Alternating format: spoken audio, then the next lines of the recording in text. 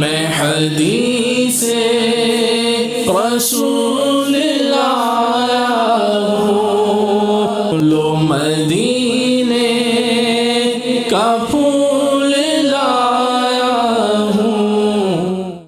الحمدللہ رب العالمین والصلاة والسلام علی سید المرسلین وعلی آلہ واصحابہ اجمعین، اما بعد فاعوذ باللہ من الشیطان الرجیم، بسم اللہ الرحمن الرحیم۔ پڑھیے الصلاة والسلام علیک یا رسول اللہ وعلی آلک واصحابک یا حبیب اللہ، الصلاة والسلام علیک یا نبی اللہ وعلی آلک واصحابک یا نور اللہ، صلی اللہ تعالی علیہ وآلہ وسلم۔ FGN چینل کے ناظرین، آپ کو ہم اپنے سلسلے درس حدیث میں خوش آمدید کہتے ہیں۔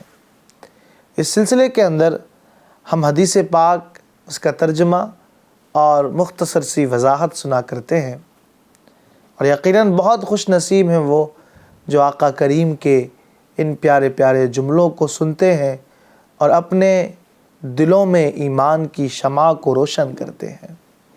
آج بھی ہم ایک حدیث پاک بیان کریں گے، اس کا ترجمہ اور مختصر سی وضاحت آپ کے کانوں تک پہنچانے کی کوشش کریں گے۔ آپ کو معلوم ہے کہ اس سلسلے میں ہم حدیث پاک بیان کرتے ہیں۔ آئیے آج کے ٹاپک کی طرف بڑھنے سے پہلے درود پاک کی فضیلت پر ایک حدیث سن لیتے ہیں۔ نبی رحمت صلی اللہ تعالی علیہ وآلہ وسلم نے ارشاد فرمایا، من صلی علی یوم الجمعہ کانت لہ شفاعۃ عندی یوم القیامہ، جو جمعہ کے دن مجھ پر درود پاک پڑھے، یہ درود پاک کل قیامت کے دن اس کے لیے شفاعت ہوگی۔ صلو علی الحبیب صلی اللہ تعالی علی محمد صلی اللہ تعالی علیہ وآلہ وسلم۔ FGN چینل کے ناظرین، آج کا جو ٹاپک ہے ہمارا وہ ہے حدیث جبریل۔ آج کے اس ٹاپک میں حدیث جبریل کو بیان کرنے کی کوشش کریں گے اور اس کو ترجمے کے ساتھ سمجھنے کی بھی کوشش کریں گے۔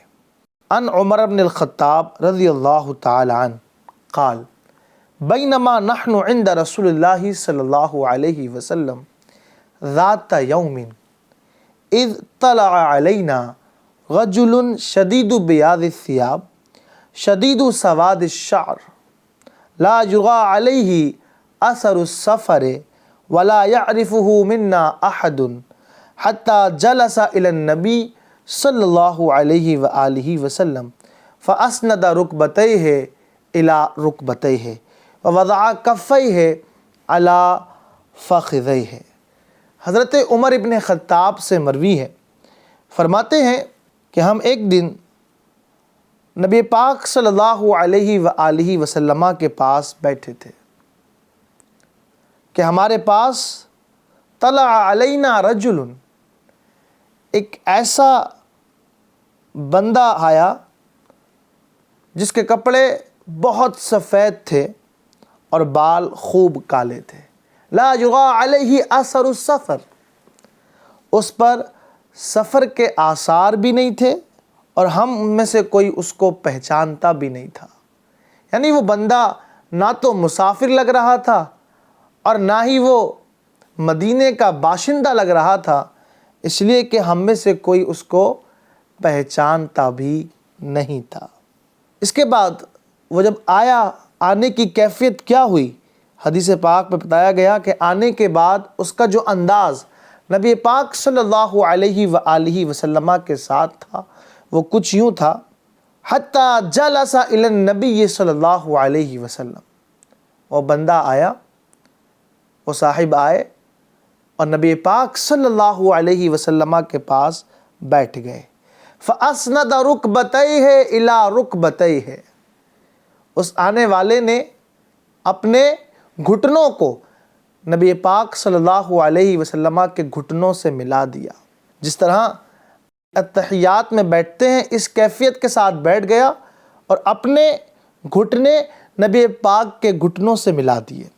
وَوَضَعَ كَفَّيْهِ عَلَى فَخِذَيْهِ، اپنے ہاتھوں کو اپنی رانوں پر رکھ لیا، اور سیم وہی کیفیت ہو گئی جو اتحیات میں ہوا کرتی ہے۔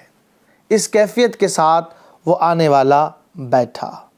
یہ دیکھیں نبی پاک صلی اللہ علیہ وسلم کے پاس جو صاحب آئے، ان کا بیٹھنے کا انداز تھوڑا جو ڈیفائن کیا گیا حدیث پاک کے اندر، اس کو دیکھیں کیا ہے، فَأَسْنَدَ رُكْبَتَيْهِ إِلَى رُكْبَتَيْهِ، اپنے گھٹنوں کو پیارے آقا کے گھٹنوں سے ملا دیا اور اپنے ہاتھوں کو اپنی رانوں پر رکھ لیا۔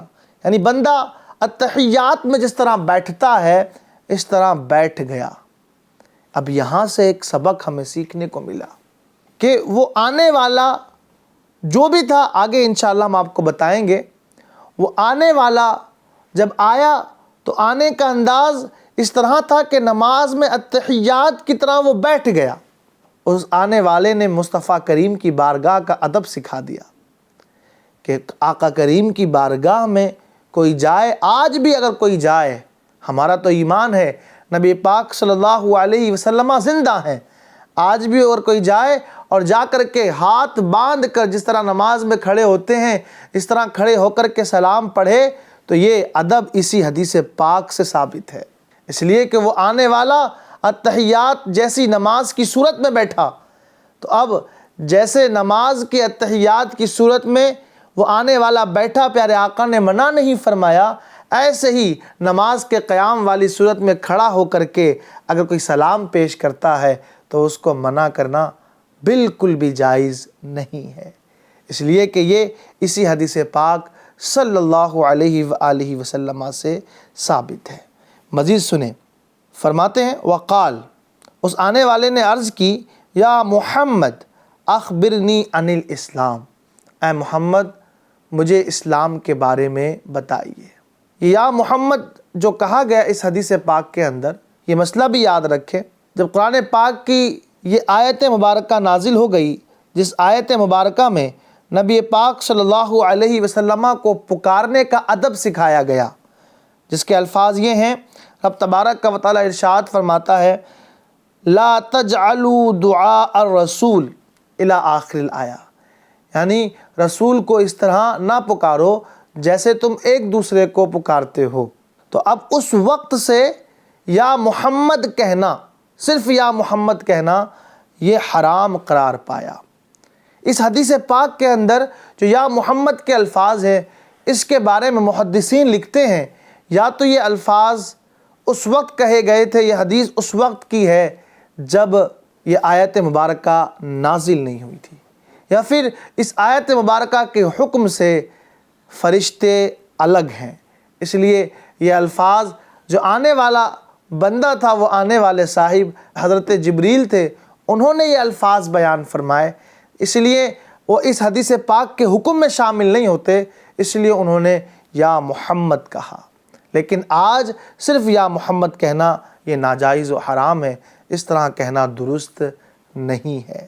آنے والے نے کہا، یا محمد اخبرنی عن الاسلام، وہ آنے والا کہتا ہے، اے محمد صلی اللہ علیہ وسلم مجھے اسلام کے بارے میں بتائیں۔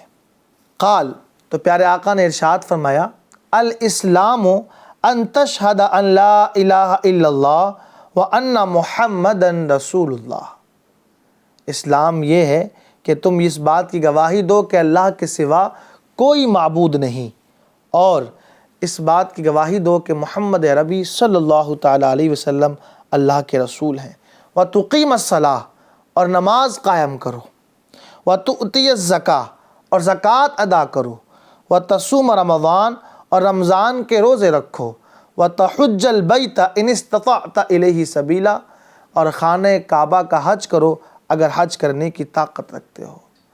قال، جب یہ جواب سنا اس سائل نے تو وہ سائل عرض کرتا ہے، صدقتا، اے اللہ کے رسول آپ نے سچ فرمایا۔ اب صحابہ اکرام فرماتے ہیں کہ یہ سائل جو حضرت جبریل تھے، انہوں نے سوال بھی خود کیا، اور جب پیارے آقا نے جواب دیا تو کہا، صدقتا، آپ نے سچ فرمایا، یعنی تصدیق کی۔ اور تصدیق تو وہ بندہ کرتا ہے نا جس کو پہلے سے کوئی چیز معلوم ہو، اور جس کو معلوم ہی نہ ہو وہ تصدیق کرے تو یہ عجیب سا لگے گا نا۔ ظاہر سی بات ہے، میں آپ سے پوچھوں کہ آپ کے کتنے بیٹے ہیں اور مجھے پتہ نہیں ہے، آپ بتائیں 3 بیٹے ہیں، اور میں کہوں آپ نے سچ کہا، تو یہ سچ کہا، تصدیق تو اس وقت کروں گا نا جب مجھے پہلے سے معلوم ہوگا۔ اب جب سوال کرنے والا ہی کہہ رہا صدقتا، آپ نے سچ کہا، تو صحابہ اکرام کہتے ہیں، اور بڑا پیارا جملہ ارشاد فرماتے ہیں، صحابہ اکرام کے الفاظ کچھ یوں ہیں، فَعَجِبْنَا لَهُ يَسْأَلُهُ وَيُصَدِّقُهُ، ہمیں تعجب ہوا، سوال بھی خود کرتا ہے اور تصدیق بھی خود کرتا ہے۔ اب آگے دیکھیں، دوسرا سوال کیا، قال فَأَخْبِرْنِي عَنِ الْإِيمَانِ، تو حضرت جبریل نے عرض کیا فَأَخْبِرْنِي عَنِ الْإِيمَانِ، ہمیں ایمان کے بارے میں بتائیں۔ قال، تو نبی پاک صلی اللہ علیہ وآلہ وسلم نے ارشاد فرمایا، ان تؤمن باللہ وملائکتہ وکتبہ ورسلہ والیوم الآخر وتؤمن بالقدر خیرہ وشرہ۔ جب سوال ہوا کہ مجھے ایمان کے بارے میں بتائیں تو فرمایا کہ تم اللہ پر ایمان لاؤ، اس کے فرشتوں پر ایمان لاؤ، اس کی کتابوں پر ایمان لاؤ، اس کے رسولوں پر ایمان لاؤ، اور قیامت پر ایمان لاؤ، اور تقدیر، اچھی اور بری تقدیر پر ایمان لاؤ۔ قال صدقتا، وہ سائل کہتا ہے صدقتا، آپ نے سچ فرمایا۔ قال فاخبرنی عن الاحسان، سائل سوال کرتا ہے، عرض کرتا ہے کہ مجھے احسان کے بارے میں بتائیں۔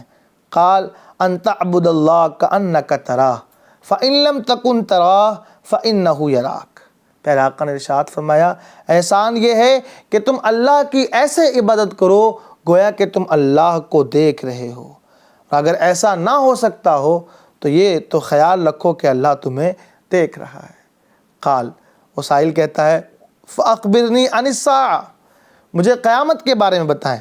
قال مل مسئول عنہا بأعلم من السائل، تو حضور نے فرمایا کہ جس سے سوال کیا گیا ہے وہ سوال کرنے والے سے زیادہ نہیں جانتا۔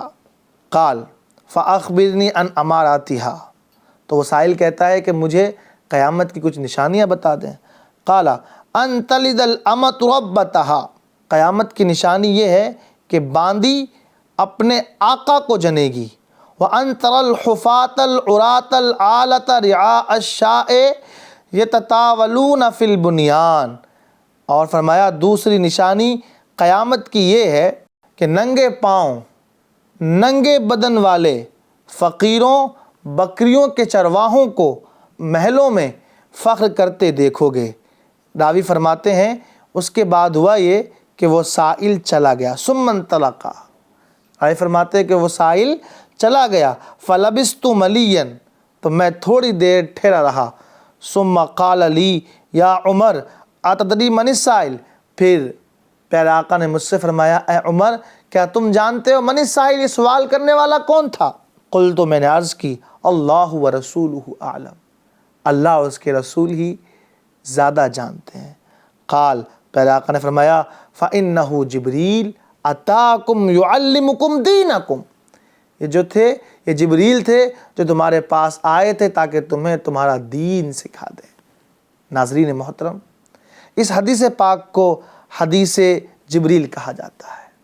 یہ حدیث پاک مختلف سندوں سے روایت کیا گیا۔ یہ متن جو میں نے آپ کے سامنے ابھی پڑھا، اس کے راوی حضرت عمر بن خطاب رضی اللہ تعالیٰ نے، اور یہ حضرت ابو ہریرہ سے بھی مروی ہے۔ حضرت عمر کا آپ تذکرہ ہمارے پہلے ایپیسوڈ کے اندر، اس سے پہلے کا جو ایپیسوڈ ہے آپ اس میں دیکھ چکے ہوں گے۔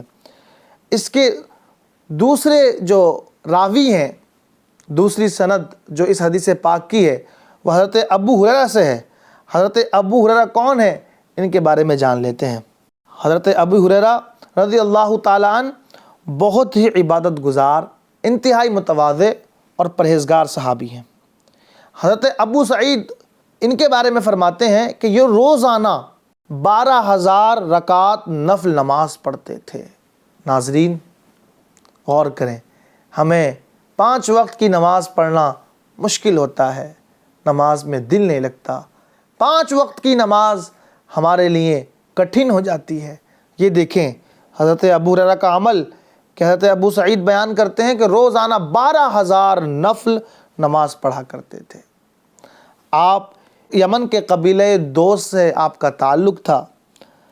زمانہ جاہلیت میں آپ کا نام عبد شمس تھا۔ سن 7 ہجری میں آپ نبی پاک صلی اللہ علیہ وآلہ وسلم کے قدموں سے وابستہ ہوئے اور پیارے آقا کے حلقہ ارادت میں داخل ہونے کے بعد آپ کا نام عبد الرحمن یا عبداللہ رکھا گیا۔ جی ہاں، حضرت ابو ہریرہ کا نام عبداللہ ہے یا پھر عبد الرحمن ہے، لیکن چونکہ ان کو بلیوں سے بڑی محبت تھی اور ان کا لقب ابو ہریرہ بلی کا باپ یہ کیوں پڑا، اس کی پیچھے بھی ایک آقا کریم صلی اللہ علیہ وسلم کا محبت بھرا انداز ہے۔ ہوا یوں کہ ایک دن پیارے آقا نبی پاک صلی اللہ تعالیٰ علیہ وآلہ وسلم نے ان کی آستین میں ایک بلی کو دیکھا تو ان کو یا ابا ہریرہ، اے بلی کے باپ کہہ کر پکارا۔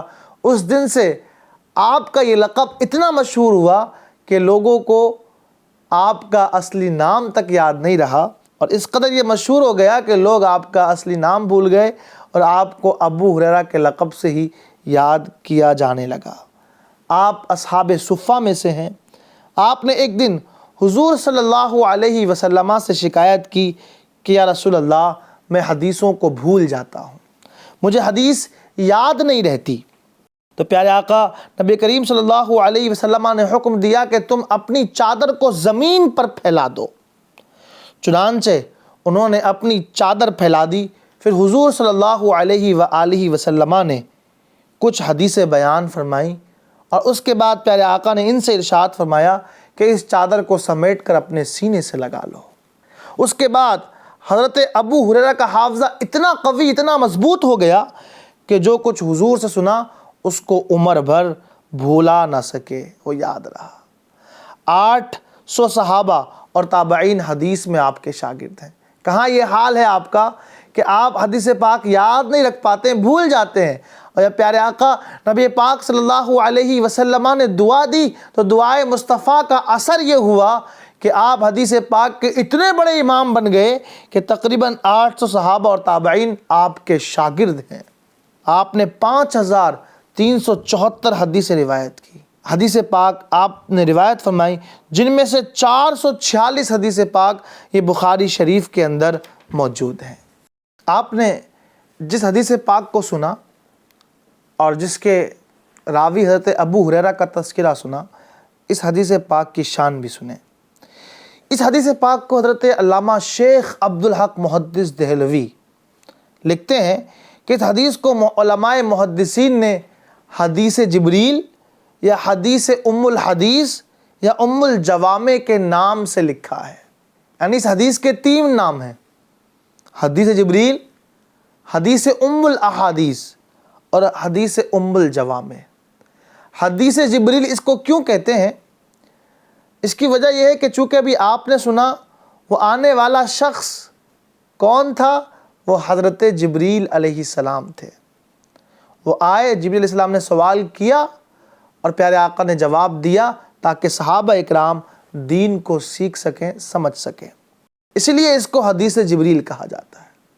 اس کو حدیث ام الاحادیث یا ام الجوامع کیوں کہتے ہیں؟ اس کے پیچھے بھی بڑی پیاری وجہ ہے۔ جیسے کہ سورہ فاتحہ کا ایک نام ام القرآن بھی ہے، الحمد شریف جو ہم پڑھتے ہیں اس کا ایک نام ام القرآن ہے، یعنی قرآن کی ماں۔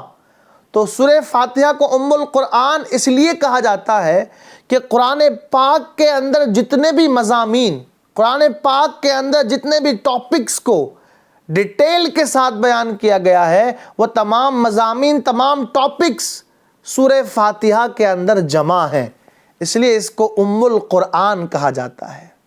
ایسے ہی تمام احادیث کے اندر جو احکام بیان کیے گئے ہیں، جو چیزیں بیان کی گئی ہیں، ان سب کا ایک خلاصہ، ان سب کو اجمالی طور سے اس حدیث پاک حدیث جبریل کے اندر بھی بیان کر دیا گیا ہے، اس لیے اس کو ام الاحادیث بھی کہا جاتا ہے۔ آئیے حضرت علامہ شیخ عبدالحق محدث دہلوی کی زبانی سنتے ہیں۔ اس طرح یہ حدیث چونکہ تمام احادیث نبویہ کے مضامین کو اجمالی طور پر اپنے دامن میں سمیٹے ہوئے ہے، اس لیے یہ ام الحدیث یا ام الجوامع کہلاتی ہے۔ حدیث پاک کے ترجمے ہی سے حدیث پاک کا مطلب بالکل واضح ہے، اس کی الگ سے تفسیر کرنے کی حاجت نہیں۔ ہاں البتہ نبی پاک صلی اللہ تعالیٰ علیہ وسلم سے جب قیامت کے بارے میں سوال کیا گیا تو نبی کونین صلی اللہ تعالیٰ علیہ وآلہ وسلم نے قیامت کے واقع قیامت کب ہوگی اس کے بارے میں اس وقت پیارے آقا نے نہیں بتایا، بلکہ فرمایا مل مسئول عنہا بأعلم من السائل۔ اس کا مطلب یہ ہے کہ مجھے بھی جبریل امین جتنا تمہیں قیامت کے بارے میں معلوم ہے مجھے بھی اتنا علم ہے، لیکن اللہ پاک نے مجھے اسے چھپانے کا حکم دیا ہے، اس لیے میں اس راز کو بتانا نہیں چاہتا۔ تو پھر جبریل امین نے قیامت کی نشانی کے بارے میں سوال کیا۔ اس حدیث پاک میں پیارے آقا نے قیامت کے بارے میں نہیں بتایا، لیکن دیگر جگہ پیارے آقا نبی اکرم صلی اللہ تعالیٰ علیہ وآلہ وسلم نے قیامت کے بارے میں اس کے دن کے تعلق سے اس کی تاریخ کے حوالے سے بھی پیارے آقا نبی اکرم صلی اللہ تعالیٰ علیہ وآلہ وسلم نے ارشاد فرمایا۔ حدیث پاک سے ہی علماء نے لکھا ہے اس کو کہ قیامت کس دن کس تاریخ کس مہینے کو ہوگی، یہ پیارے آقا نبی پاک صلی اللہ علیہ وسلم کو معلوم ہے۔ خیال رہے کہ حضور نے دوسری جگہوں پر قیامت کا دن بھی بتا دیا، مہینہ بھی بتا دیا، تاریخ بھی بتا دی۔ فرمایا کہ قیامت جمعہ کو ہوگی، 10ویں تاریخ ہوگی اور محرم کا مہینہ ہوگا۔ یہاں قیامت کی 2 نشانیوں کے بارے میں بتایا گیا کہ قیامت کی 2 نشانیاں ہیں۔ اس سے پہلے میں ایک بات کو ڈیٹیل کے ساتھ سمجھانا چاہوں گا کہ یہ جو پیارے آقا نبی اکرم صلی اللہ تعالیٰ علیہ وآلہ وسلم نے ارشاد فرمایا مل مسئول عنہا بأعلم من السائل، کہ جس سے قیامت کے بارے میں پوچھا جا رہا ہے وہ سائل سے زیادہ نہیں جانتا۔ یہاں پر بعض لوگ یہ دھوکہ کھا جاتے ہیں معاذ اللہ کہ نبی پاک صلی اللہ تعالیٰ علیہ وآلہ وسلم کو قیامت کا علم نہیں تھا، حالانکہ ایسا نہیں ہے۔ یہاں پیارے آقا نے یہ نہیں فرمایا کہ مجھے علم نہیں ہے، لا اعلم لا ادری، یہ نہیں فرمایا، بلکہ یہ فرمایا کہ مجھے اس سے زیادہ نہیں معلوم جو سوال کرنے والا ہے۔ ایگزامپل کے طور پر میں یہ کہوں کہ جو زید ہے وہ بکر سے زیادہ خوبصورت نہیں ہے، تو اس کا مطلب یہ نہیں ہے کہ زید بالکل خوبصورت ہی نہیں ہے، بلکہ مطلب یہ ہے کہ زید بکر سے زیادہ خوبصورت نہیں ہے۔ تو خوبصورتی کی زیادتی کی نفی ہے، بالکل خوبصورتی کی نفی نہیں ہے۔ وہ لوگ جو اس حدیث پاک سے یہ استدلال کرتے ہیں کہ معاذ اللہ پیارے آقا کو علم ہی نہیں تھا، یہ سراسر جھوٹ ہے اور بہتان ہے۔ اس لیے کہ پیارے آقا نے یہ نہیں فرمایا کہ مجھے اس کے بارے میں معلوم نہیں، بلکہ یہ فرمایا کہ جتنا جبریل تمہیں معلوم ہے اتنا ہی مجھے معلوم ہے، اور جبریل تمہیں یہ بھی معلوم ہے کہ رب تبارک و تعالیٰ نے مجھے اسے چھپانے کا حکم ارشاد فرمایا ہے۔ اس لیے کبھی بھی حدیث سمجھنے کے لیے اہل علم ہونا ضروری ہے، حدیث جاننے کے لیے عشق مصطفیٰ ہونا ضروری ہے۔ حدیث پاک کو اگر عشق مصطفیٰ میں ڈوب کر پڑھیں گے تو انشاءاللہ بہت سارے نئے نئے مسائل بھی سمجھ میں آئیں گے اور عشق مصطفیٰ میں اضافہ ہوتا رہے گا۔ یہ حدیث پاک کے جو آخری الفاظ ہیں جہاں قیامت کی نشانی کے بارے میں بتایا گیا، قیامت کی 2 نشانیاں اس حدیث پاک میں بیان کی گئی ہیں۔ پہلی نشانی یہ ہے کہ باندی اپنے آقا کو جنے گی۔ اس کی بہت ساری محدثین نے وجوہات بیان کی ہیں۔ اس کی ایک وجہ جو بہت واضح مجھے سمجھ آتی ہے وہ یہ ہے کہ اولاد نافرمان پیدا ہوگی۔ جیسے گزشتہ زمانے میں آقا اپنی باندیوں کے ساتھ جو سلوک کرتا تھا، ایسا ہی اولاد اپنی ماں کے ساتھ سلوک کرے گی۔ جیسے آقا اپنی باندیوں پر حکم چلاتا تھا، ان کو ذلیل کیا کرتا تھا، ویسے ہی قیامت کے قریب والے زمانے میں بیٹا اپنی ماں کے ساتھ کرے گا۔ آج آپ دیکھ لیں، اپنے آس پاس غور کر لیں، آپ کو یہ بات معلوم ہو جائے گی کہ آج والدین کے ساتھ کیسا سلوک کیا جا رہا ہے، تو قیامت کی یہ نشانی تقریباً پوری ہو چکی ہے۔ اور دوسری نشانی یہ تھی کہ جو ذلیل لوگ ہوں گے وہ بڑے بڑے محلوں میں ہوں گے اور بڑے بڑے عہدوں پہ ہوں گے۔ آج آپ اس چیز کا مظاہرہ کر سکتے ہیں۔ یہ دونوں نشانیاں تقریباً پوری ہو چکی ہیں۔ رب تبارک و تعالی ہمیں حدیث پاک سمجھنے کی توفیق عطا فرمائے۔ FGN چینل کے ناظرین، سلسلے کا وقت پورا ہوا، اگلے ایپیسوڈ تک کے لیے ہمیں اجازت دیجیے۔ اپنا بہت خیال رکھیے گا، محبتیں بانٹتے رہیے، FGN چینل دیکھتے اور دکھاتے رہیے۔ صلو علی الحبیب صلی اللہ تعالی علی محمد صلی اللہ علیہ وسلم۔ میں حدیث رسول